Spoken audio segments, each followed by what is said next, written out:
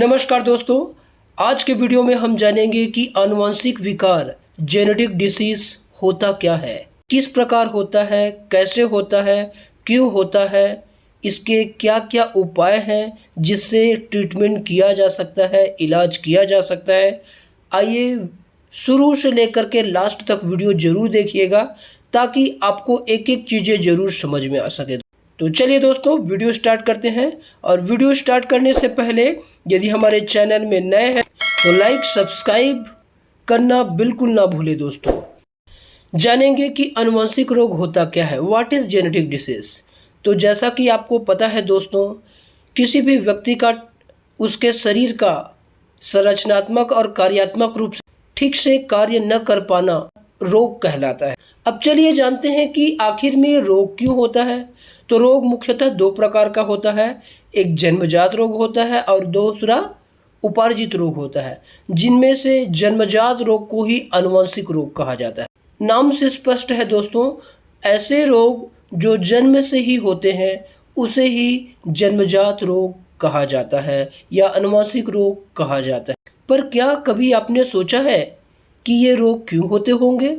ये रोग इसलिए होते हैं क्योंकि मनुष्य में 46 गुणसूत्र पाए जाते हैं। जोड़े की बात करें तो 23 जोड़ी गुणसूत्र इसमें पाए जाते हैं, 22+1, जिसमें 22 मतलब 22 गुणसूत्र ऑटोसोम्स होते हैं और एक गुणसूत्र जो होता है वो सेक्स डिटर्मिनेट क्रोमोसोम होता है, अर्थात लिंग को निर्धारित करने वाला गुणसूत्र होता है, जो कि निर्धारित करता है कि कोई भी आने वाला नया जीव मेल होगा कि फीमेल होगा। दोस्त आई होप आपको यहाँ तक समझ में आ गया होगा। नेक्स्ट जानते हैं कि ये जो क्रोमोसोम है 46 क्रोमोसोम है, इन्हीं क्रोमोसोम के अनियमितताओं के कारण, अनियमितता मतलब कम या ज़्यादा होने के कारण हमारे शरीर में जो कमियां या अधिकता दिखाई देती है, जिसके कारण ही आनुवंशिक रोग होता है। दोस्तों इन आनुवंशिक रोगों में डाउन सिंड्रोम है, एडवर्ड सिंड्रोम है, पटाउ सिंड्रोम है, जो कि मुख्य रूप से मनुष्य में होने वाला आनुवंशिक विकार है, आनुवंशिक रोग है। दोस्तों चलिए जानते हैं कि आखिर ये डाउन सिंड्रोम या डाउन संलक्षण होता क्या है। तो मानव में होने वाला ये डाउन सिंड्रोम को मंगोलिज्म या मंगोलिज्म जड़ता के नाम से भी जाना जाता है, तो इसके उपनाम यूं हो गया। दोस्तों नेक्स्ट जानते हैं कि इसके खोजकर्ता कौन है, इसको कौन खोजा। तो नाम से स्पष्ट है दोस्तों, ध्यान में रखना आप लोग। डाउन्स नामक वैज्ञानिक ने ही सर्वप्रथम 1866 में इसका खोज किया। इस कारण से इस सिंड्रोम को या इस संलक्षण को या इस लक्षण को डाउन सिंड्रोम कहा जाता है। दोस्तों किस में होता है?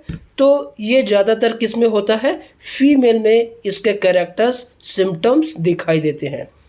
क्या होता है, क्या सिम्टम दिखाई देता है? तो इनमें ग्रसित जो मादा होता है उनका ललाट मीन्स जो माथा होता है, हेड फोरहेड वो चौड़ा होता है, गर्दन छोटी होती है, हाथ व हथेली पैर भद्दे दिखाई देते हैं, मुख खुला हुआ दिखाई देता है और उनका जो मस्तिष्क है, ब्रेन है, वो असामान्य होता है, सामान्य नहीं होता। चलिए जानते हैं कि आखिर ये डाउन सिंड्रोम होता क्यों है। तो सामान्य तौर पर जैसा कि हमने पहले बताया कि मनुष्य में 46 गुणसूत्र होते हैं दोस्तों, पर इनसे ग्रसित जो फीमेल है उसमें 46 गुणसूत्र की जगह 47 एक अधिक से ज़्यादा है ना गुणसूत्र हो जाता है, जिसके कारण से इसके 21वें जोड़वे के गुणसूत्र में यह प्रॉब्लम क्रिएट होता है, जिसके कारण से इसको 21वें ट्राइसोमी रोग भी कहा जाता है। यह भी मोस्ट इम्पोर्टेंट है दोस्तों। तो इस प्रकार इसमें 46+1 एक क्रोमोसोम की अधिकता के कारण 47 क्रोमोसोम हो जाता है, गुणसूत्र हो जाता है, जिसके कारण ही व्यक्ति को डाउन सिंड्रोम होता है। ठीक इसी प्रकार दोस्तों एडवर्ड सिंड्रोम एकदम सरल है, ध्यानपूर्वक समझिएगा। एडवर्ड सिंड्रोम नाम से स्पष्ट है। एडवर्ड नामक वैज्ञानिक ने इसको सर्वप्रथम 1960 में खोजा था, जिसके कारण से इसको एडवर्ड सिंड्रोम कहा जाता है। किस में होता है? तो प्रायः अधिकतर उम्र की माताओं में, फीमेल के बच्चों में यह कैरेक्टर्स या सिम्टम्स दिखाई देते हैं। क्या होता है ये एडवर्ड सिंड्रोम? तो इनसे ग्रसित तो बच्चे की जो मानसिक और शारीरिक रूप से क्या होता है, वृद्धि क्या होती है, कम होती है दोस्तों, और बच्चे के जबड़े छोटे दिखाई देते हैं। कि आखिर व्यक्ति में एडवर्ड सिंड्रोम क्यों होता है? तो इसमें भी एक क्रोमोसोम की अधिकता के कारण ही जो रोग होता है वो एडवर्ड सिंड्रोम कहलाता है। पर इसमें 46 गुणसूत्र की जगह एक गुणसूत्र बढ़ जाता है, लेकिन इसमें 18वें जोड़े में जो प्रॉब्लम क्रिएट होता है, इसी के कारण से एडवर्ड सिंड्रोम दिखाई देता है दोस्तों। ठीक इसी प्रकार देखते हैं दोस्तों लास्ट और पटाऊ सिंड्रोम। नाम से स्पष्ट है, पटाऊ नामक वैज्ञानिक ने खोज किया था 1960 में, इसलिए इसे पटाऊ सिंड्रोम कहा जाता है। किस में होता है? तो ये बच्चों में होता है दोस्तों। क्या होता है? तो ऐसे शिशुओं की जो आंखें हैं, वह मस्तिष्क है, वो क्या होती है, सामान्य नहीं होती, असामान्य होता है। साथ ही साथ बच्चे मानसिक रूप से अल्प बुद्धि वाले होते हैं, मतलब इनकी IQ लेवल कम होती है। क्यों होता है पटाऊ सिंड्रोम किसी मनुष्य में? तो 46 गुणसूत्र की जगह 47 गुणसूत्र हो जाने के कारण ये भी रोग होता है, लेकिन ये कौन से जोड़े में होता है? 13वें गुणसूत्र में होता है, इसलिए इसको 13वां ट्राइसोमी भी कहा जाता है दोस्तों।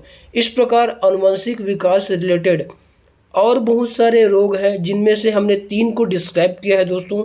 यदि आपको लगता है और आपको सिंड्रोम के बारे में जानना है कम शब्दों में, पॉइंट टू पॉइंट, तो हमें कमेंट करके ज़रूर बताइए।